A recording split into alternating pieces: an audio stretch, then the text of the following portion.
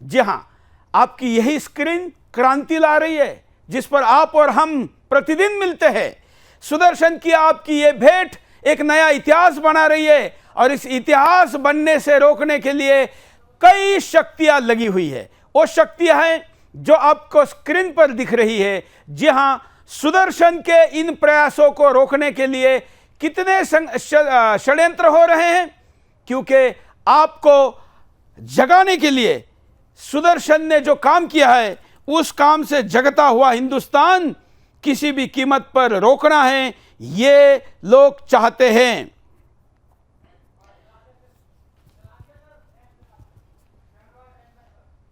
क्या मामला है तो मैं आपको बता दूं कि वैसे न्यूज चैनल तक लाने की आवश्यकता नहीं है। बहुत चिरकुट विषयों को हम महत्व नहीं देते। हमारे खिलाफ तो राष्ट्रीय अंतर्राष्ट्रीय षड्यंत्र चलते रहते। लेकिन पिछले दिनों हमने एक इजराइल और फिलिस्तीन के विवाद पर बिंदास बोल किया था।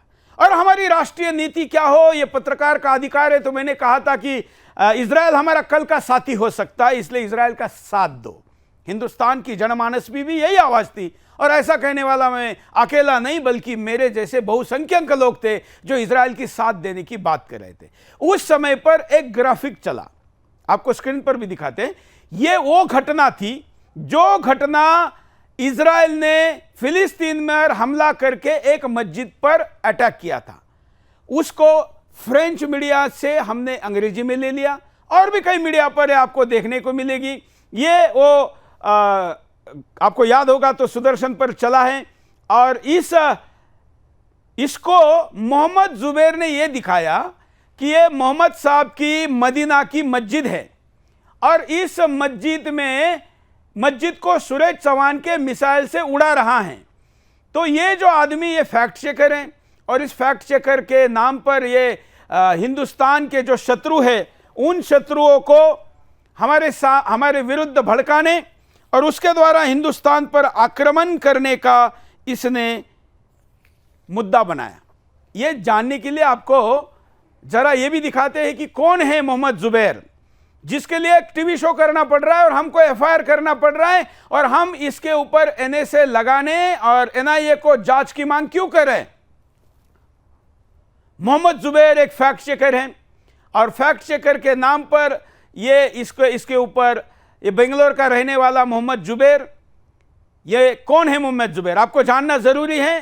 पेशे से फैक्ट चेकर हैं और ये ओरिजिनल फोटो वैसे है कि नहीं ये भी संदेह है, क्योंकि गिरफ्तारी के बाद वो अपना चेहरा ढककर ही सामने आ रहा है। इनके साथी प्रतीक सिन्हा हैं, ये भी फैक्ट चेकिंग वेबसाइट चलाते हैं। ट्विटर प्रोफाइल पर इनके 6.25 लाख के आसपास फॉलोअर हैं। इसके द्वारा ये हिंदुस्तान की फैक्ट चेक के नाम पर एक तरफा रिपोर्टिंग करते हैं और ये प्लेटफॉर्म पर ये दोनों फाउंडर हैं। ये विवादित इसलिए भी है क्योंकि इन्होंने हमेशा मतलब सुदर्शन के किसी भी हिंदू की चीज को अच्छा कहने के बजाय हमेशा उसके विरुद्ध ही रिपोर्टिंग की। इन कई राज्यों में इसके खिलाफ अभी मुकदमे चल रहे हैं। दिल्ली ने भी गिरफ्तार किया है, यूपी ने भी किया है। विश्व भर के मुस्लिम संगठन इनके रिहाई के लिए आंदोलन कर रहे हैं, मांग कर रहे हैं। यूपी पुलिस ने इनके खिलाफ वारंट किया है। इस व्यक्ति पर आरोप है कि इसने नुपुर शर्मा के विरुद्ध लोगों को भड़काकर इस देश के संबंध विश्व के साथ खराब किए। इसके पीछे का मास्टरमाइंड यही है, ऐसा आरोप लगाया जा रहा है। सुप्रीम कोर्ट ने इस व्यक्ति को 5 दिन के लिए जमानत दे दी है। यह जानकारी साथ साथ में चलती रहेगी। हमारा क्या संदर्भ है, मैं आपके पास इस मुद्दे को क्यों लेकर आया हूं, क्योंकि मैं मांग कर रहा हूं उत्तर प्रदेश सरकार से और हिंदुस्तान सरकार से इस व्यक्ति की जांच एनआईए को दी जाए, एनएसए लगाया जाए। इस पर हमारे खिलाफ न्यूज लगाना तो वो छोटा हिस्सा है। आप तो देख रहे हैं अभी अमरावती से लेके हम जहां भी जाने की घोषणा करते हैं हमारे विरुद्ध कुछ जिहादी तो खड़े ही हो जाते। हमें इसकी आदत है हमारे विरुद्ध गाली गलौज करने। अब कुछ लोग तो सुअर जैसे चरित्र के होते हो तो गंद ही फैलाएंगे, तो हमें इसकी आदत है। लेकिन बड़ा गंभीर मामला है जुबैर से जुड़ा हुआ, ध्यान से सुनिए और सरकारें भी ध्यान से सुने। यह कोई राजनीतिक या मीडिया के अंदर की कोई गलत खबर चलाने तक का मामला नहीं है। मामला क्या है? मामला यह है कि हिंदुस्तान के मित्र मुस्लिम देश जिनसे पिछले 8 साल में मोदी के राज में और उसके पहले भी, पाकिस्तान छोड़ा जाए तो बाकी ज्यादातर देशों के साथ और खास करके खाड़ी देशों के साथ मोदी सरकार के अच्छे संबंध थे। लेकिन उस अच्छे संबंधों को अगर तोड़ना है तो भारत के मुसलमानों पर होने वाले झूठे अत्याचारों की कहानियों से वो नहीं टूट सकते। ये इन लोगों के ध्यान में आ गया और इसलिए नुपुर शर्मा मैटर तो अभी घटा, 2021 में ही सुदर्शन के विरुद्ध इस व्यक्ति ने 1 सेकंड का ग्राफिक केवल मदीना पर मिसाइल दागने वाला, जो कि वहां के न्यूज का एक प्रतीकात्मक रिपोर्ट था, इस व्यक्ति ने कहा कि सूरज चौहान के सुदर्शन चैनल, जो कि हिंदुओं का चैनल है, वो मोहम्मद साहब की मदीना की मस्जिद को उड़ाना चाहता है। भाई ऐसा होगा तो, और इसने केवल इतना नहीं किया, इस न्यूज रिपोर्ट में, इसमें आप पढ़ेंगे तो टैग किया सऊदी अरेबिया को। सऊदी अरेबिया ने, वहां की मस्जिद की मैनेजमेंट ने मेरे विरुद्ध कंप्लेंट की, सार्वजनिक भी की, अथॉरिटी से भी की। इसके बाद कई देशों में इसको लेकर भ्रम जो फैलाया गया, उससे भारत के रिश्ते भी खराब हुए।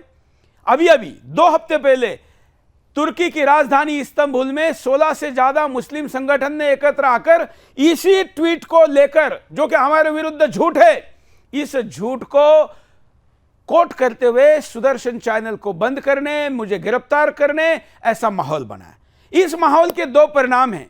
एक तो सुदर्शन की सुरक्षा, हमारे हजारों सुदर्शन परिवार के सदस्य जो दिन रात सत्य के लड़ाई के लिए शहरों की गलियों से लेकर गांव के पहाड़ों तक जाते हैं, वो जिहादियों के निशाने पर आ गए हैं। और सुदर्शन का नाम अगर किसी गाड़ी पर है और वो मुस्लिम बहुल एरिया में जाती है तो उसका क्या होगा, ये कुछ लोगों को संकट है। हालांकि इतना आसान नहीं हमको हाथ लगाना, लेकिन ये सत्य है, ऐसी घटना घटी हुई है। ऐसे ही एक रिपोर्टिंग करते हुए बिहार में हमारा रिपोर्टर मारा गया है, वो हत्यारे पकड़े गए हैं। इसका मतलब ये ऐसे रिपोर्टिंग के द्वारा हमारे लोगों पर भी संकट लाया गया। भारत और ऐसे मित्र देशों के विरुद्ध संबंध खराब किए गए।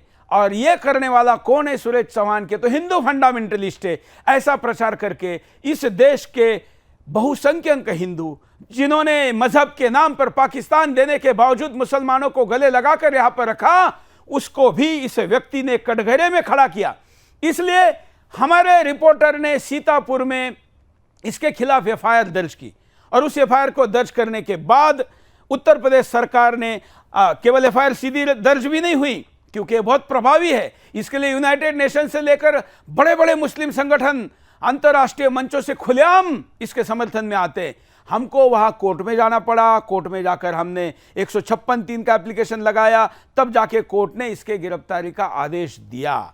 तो मैं आपको बताऊं कि ये विषय कितना खतरनाक है। हालांकि थोड़ा सा और फैक्ट को करेक्ट करते हुए, हमारे जो उत्तर प्रदेश के ब्यूरो चीफ है रजत, मैं उनके पास चलता हूं और जो मैंने जानकारी दी है उसमें वो अधिक जानकारी को देंगे। रजत। बिल्कुल, देखिए सबसे पहले अपने दर्शकों को मैं ये बता दूं कि कल क्या होने वाला है। मोहम्मद जुबैर के लिए कल का दिन किस तरीके से भारी होने वाला है।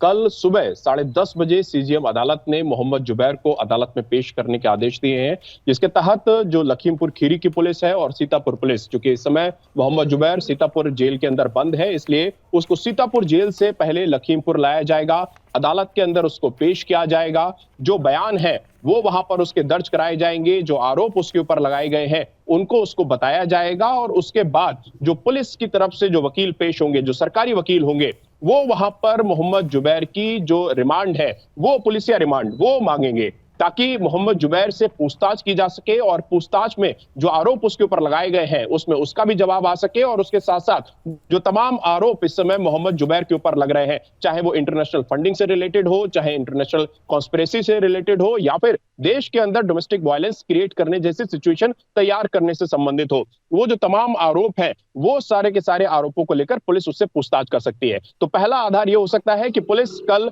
पुलिसिया रिमांड मांगे, पुलिस कस्टडी मांगे, ताकि उसको उसको कस्टडी में लेकर उससे पूछताछ की जा सके। दूसरा ये हो सकता है, संभावना इसकी भी है कि पुलिस उसको न्यायिक हिरासत में भेज दे, मतलब पुलिस उसको जेल भेजने के आदेश भी दे सकती है। अगर ये इस तरीके का आदेश सीजीएम कोर्ट देती है तो निश्चित तौर पर अब उसको लखीमपुर जेल के अंदर ही रखा जाएगा, क्योंकि सीतापुर में जो मामला दर्ज था उसमें उसको सुप्रीम कोर्ट से जमानत मिल चुकी है। कुल मिलाकर मोहम्मद जुबैर का इस समय जेल से बाहर आना नामुमकिन है। जो आधार मोहम्मद जुबैर ने हमारे उस पूरे मामले को लेकर, इजराइल और फिलिस्तीन के विवाद को लेकर बनाया था, जिसके तहत उसने पूरा भ्रम फैलाया, भ्रम फैलाने के साथ साथ एक अंतर्राष्ट्रीय साजिश करी, जिसके तहत तमाम जो मुस्लिम देश थे, इस्लामिक राष्ट्र थे, उन्होंने सुदर्शन न्यूज के खिलाफ बाकायदा मोर्चाबंदी करी। और उसके बाद चाहे सुदर्शन के आर्थिक तंत्र के ऊपर हमला करने की बात हो, सामाजिक तंत्र के ऊपर हमला करने की बात हो, या फिर पूरे इंफ्रास्ट्रक्चर को डिमोलिश करने जैसी साजिशें तक की जो की गई थी, उनके जो आरोप सुदर्शन न्यूज के द्वारा लगाए गए हैं, उन सारे आरोपों को लेकर पुलिस अब पूछताछ कर सकती है।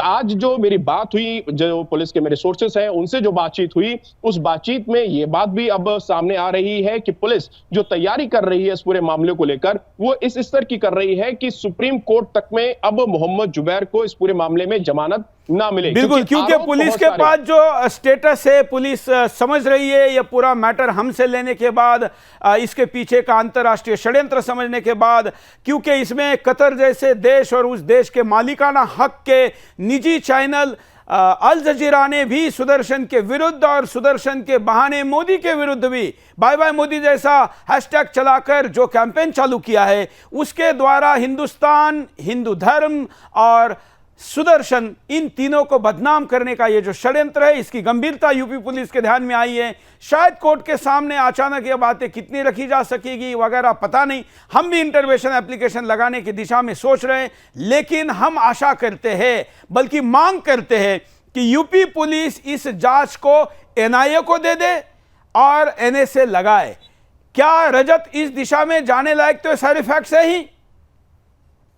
बिल्कुल, इस दिशा में जाने लायक सारे फैक्ट्स हैं, और जैसा मैंने पहले भी कहा, जो मेरे सोर्सेस हैं पुलिस के अंदर, उनसे जो मेरी बातचीत हो रही है, उन सब के मुताबिक ये पूरा मामला बहुत गंभीर है। और जब हम लोगों ने पहले इस पूरे मामले को दर्ज कराने की बात कही थी, जब वहां पर हम लोगों के तथ्यों को उतना गंभीरता से नहीं लिया गया, जिसके चलते हमें अदालत में जाना पड़ा था, 156(3) के तहत ये पूरा मुकदमा दर्ज कराना पड़ा था, उस समय जो पुलिस के अधिकारी थे जिन्होंने इस पूरे विषय को गंभीरता से नहीं लिया गया, उन तक को तलब किया गया है और उनसे पूछा जा रहा है कि आखिर आपने इस विषय को उस समय इतनी गंभीरता से क्यों नहीं लिया, जब इस पूरे विषय में अंतरराष्ट्रीय स्तर की साजिश साफ साफ दिखाई दे रही है। किस तरीके से एक छोटे से ग्राफिक्स को, वो भी मिसलीड करके बनाया गया ग्राफिक्स, जहां पर हमने बनाया कुछ और उसको प्रिटेंड कुछ ही और तरीके से किया गया और उसको अंतरराष्ट्रीय स्तर तक फैलाया गया, ताकि सुदर्शन न्यूज को किसी भी तरीके से ध्वस्त किया जा सके, डिमोलिश किया जा सके। सुदर्शन न्यूज में काम करने वाले लोगों के ऊपर सीधे सीधे जान का खतरा आया था, क्योंकि ट्विटर के माध्यम से बाकायदा ये कॉल किया गया था कि सुदर्शन न्यूज के जो रिपोर्टर्स हैं, सुदर्शन न्यूज की जो टीम है, उनके ऊपर किसी न किसी तरीके से हमला किया जाए। इस तरीके की तमाम जो कोशिशें थी वो की गई थी।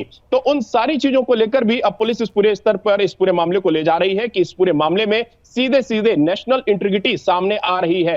राष्ट्रीय अखंडता का ये पूरा विषय उठ गया है। राष्ट्रीय अखंडता को खंड खंड करने की जो साजिश है वो मोहम्मद जुबैर की तरफ से की गई थी। इसलिए अब इस पूरे मामले को एनआईए को सौंपा जाए, सेंट्रल एजेंसीज जो है उनको सौंपा जाए, क्योंकि इसमें सीधे तौर पर क्राउड फंडिंग का विषय भी आया है, मनी लॉन्ड्रिंग का विषय भी सीधे तौर पर इसमें सामने सामने दिखाई दे रहा है। तो इसलिए उन एजेंसीज को भी, ईडी को भी इसमें इन्वॉल्व किया जाए, ताकि ये भी पता चल सके कि कौन कौन से ऐसे सोर्सेस हैं जो मोहम्मद जुबैर के पीछे काम कर रहे हैं, क्योंकि मोहम्मद जुबैर कोई छोटा मोटा आदमी नहीं। मोहम्मद जुबैर के पीछे की जो ताकतें हैं वो बहुत बड़ी हैं और वो सीधे तौर पर हिंदुस्तान को अस्थिर करने की साजिशों में लगे हुए, अस्थिर करने की कोशिशों में लगे हुए। तो ये तमाम जो एजेंसीज हैं, उन एजेंसीज का इन्वॉल्वमेंट किस तरीके से किया जाए, इस दिशा में भी कहीं ना कहीं सरकार और सरकार की पुलिस काम कर रही है। और ये केवल एक मामला नहीं है, अभी तो मोहम्मद जुबैर के खिलाफ तमाम ऐसे और मामले सामने आने वाले हैं, जिसमें मोहम्मद जुबैर को बहुत लंबा जीवन अब जेल के अंदर काटना पड़े। इस तरीके की जो व्यवस्था है वो हमने भी की हुई है, प्रशासन और पुलिस भी अपनी तरीके से कर रहा है। क्योंकि बिल्कुल, मैं थोड़ा सा इसमें बात को जोड़ दूं कि ये हमारी कोई निजी दुश्मनी होने का कारण नहीं है, ना हमारा खेत बगल बगल में है,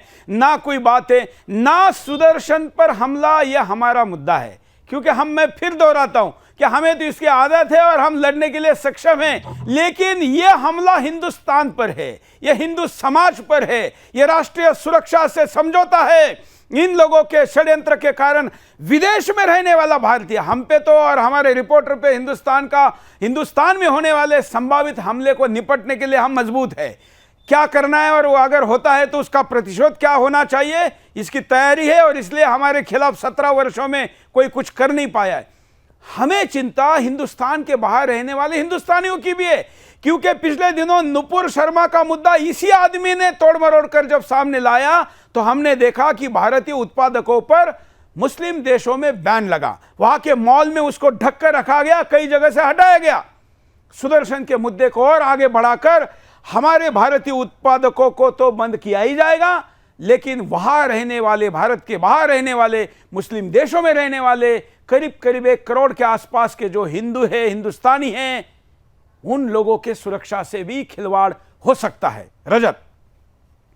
बिल्कुल सर, आप बिल्कुल सही कह रहे हैं, क्योंकि ये विषय सिर्फ एक देश और एक राष्ट्र से संबंधित नहीं है। जिस तरीके के तार इसके जुड़े हुए हैं, जो बात आपने शुरुआती इंट्रो में बताई कि किस तरीके से तुर्की में बड़े बड़े इस्लामिक जो कंट्रीज के लोग हैं वो बैठते हैं और वो वहां से आह्वान करते हैं, वो वहां से कॉल करते हैं कि किस तरीके से सुदर्शन न्यूज का बायकॉट करना है। तो इसका मतलब साफ है कि अगर कोई एक ऐसा चैनल जो हिंदू हित की बात कर रहा है या अखंड भारत या अखंड हिंदुस्तान की बात कर रहा है, उसके विरोध में इस तरीके की ताकतें अगर सामने आ रही हैं, तो निश्चित तौर पर उन देशों में रहने वाले हिंदुओं के लिए भी मुश्किलें पैदा।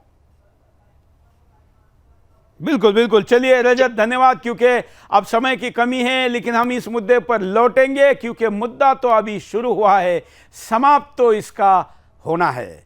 कल कोर्ट में क्या होता है, क्या सर्वोच्च न्यायालय में आते हैं तो वहां क्या होता है, ये बात हम देखेंगे। कई लोगों पर हमले हुए तो उस सच्चाई को उठाकर हमने एनएसए तक लगवा दिया, हमने एनआईए को जांच पहुंचा दी। यह हमला सुदर्शन पर नहीं, हिंदुस्तान पर है। हमारा साथ दीजिए और ऐसा झूठ फैलाने वाले लोगों को सलाखों के पीछे रखकर इस देश को बचाने में हमारा सहयोग करिए। यही जुबैर प्रकरण का एक लाइन का संदेश है।